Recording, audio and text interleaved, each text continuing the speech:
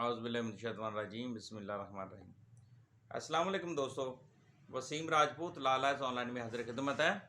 आज का जो टॉपिक है वो दोस्तों वो है निगरान हुकूमत की तश्कील, साजी और कानून क्या इस बारे में कहता है, इस बारे में डिस्कशन करेंगे। दोस्तों का इनबॉक्स में रिक्वेस्ट थी कि ये निगरान हुकूमत क्या होती है, इसकी तश्कील साजी कैसे होती है, इस बारे में थोड़ा सा बताएं। तो लेक्चर को शुरू करने से पहले रिक्वेस्ट करूंगा चैनल को सब्सक्राइब कर लें, बेल आइकन को क्लिक कर लें। जैसे भी वीडियो इधर से अपलोड हो आप इस कानूनी रहनुमाई से मुस्तफीद हो सकेंगे। दोस्तों, निगरान हुकूमत का क़याम आईन पाकिस्तान की शिक जो है 224 के तहत अमल में आता है, जिसकी ज़ेली दफ़ा या ज़ेली जो शिक होती हैं उनके मुताबिक अगर शिक 58 के तहत असम्बली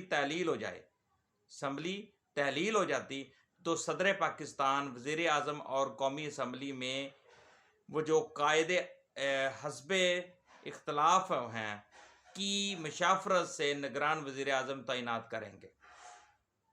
नंबर 1।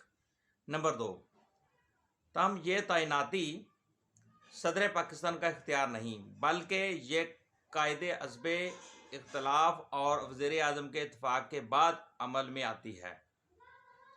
और दोस्तों मज़ीद एक और पॉइंट मैं बता दूं, तीसरा, एक बार जब हुकूमत और अपोजिशन का निगरान ओहदेदार के नाम पर इत्फाक हो जाए तो सदर पाकिस्तान इस नाम की मंजूरी देते हैं, और जब तक निगरान वज़ीर आज़म ना आ जाए इस वक्त तक जो साबका जब असम्बलियाँ तहलील होती हैं जैसे इमरान खान ही वज़ीर आज़म रहेंगे।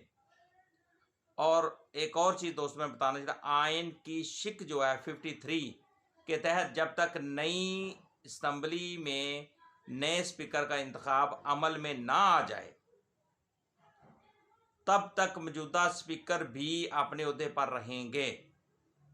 और लास्ट में एक और दोस्तों आईन पाकिस्तान की शिक है 86, उसके तहत अगर कौमी असम्बली तहलील हो जाती है तो वफाकी हुकूमत माली साल के ज़्यादा से ज़्यादा 4 माह के बाद अखराजात की मंजूरी दे सकते हैं। अगर निगरान हुकूमत की तश्कील साजी होती है उसके बाद का ये जो प्रोसीजर है दोस्तों, तरीक़ाकार जो था वो मैंने अर्ज़ किया। दोस्तों इतनी सी बात थी कि निगरान हुकूमत की तश्कील साजी का क्या तरीक़ाकार है और उसमें क्या कानून क्या कहता है, आईन पाकिस्तान क्या कहता है। तो दोस्तों मुझे अपनी दुआ में याद रखिएगा, जहाँ रहें सलामत रहें। अस्सलाम वालेकुम।